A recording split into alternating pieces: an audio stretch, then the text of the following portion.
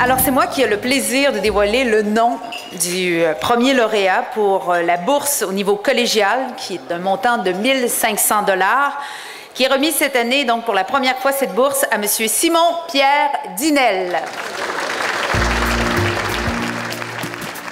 Monsieur Simon-Pierre Dinel est étudiant au DEC en mécanique du bâtiment au Collège Huntsic.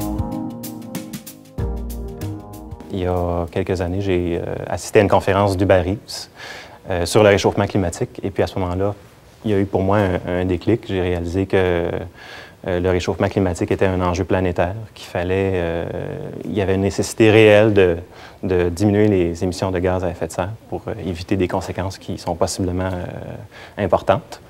Et puis, dans mes recherches, à ce moment-là, j'ai voulu travailler dans un domaine où je pouvais avoir une influence sur l'environnement, particulièrement sur cet aspect-là. Donc, il me fait plaisir de remettre une bourse d'une valeur de 3 000 $ au niveau baccalauréat à M. James Bambara.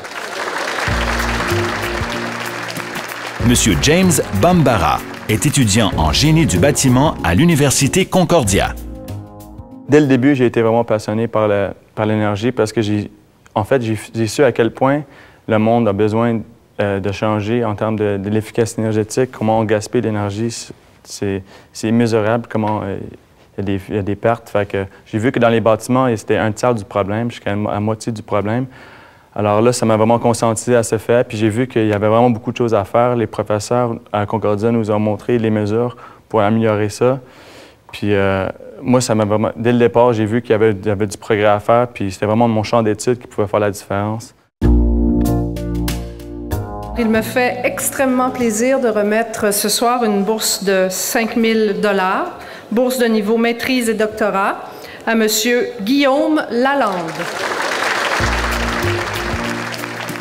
Monsieur Guillaume Lalande est étudiant de 2e cycle en génie mécanique à l'Université Laval.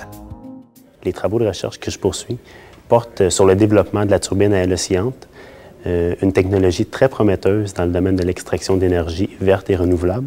Cette technologie-là vise à soutirer de manière optimale l'énergie cinétique qui est contenue dans un écoulement.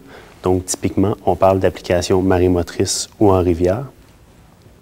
Puis, comparativement à ce qui se fait présentement, ces machines-là sont plus efficaces. C'est-à-dire que pour une machine de même taille, la turbine à aile oscillante va produire plus d'électricité. Donc, on est plus efficace à extraire l'énergie.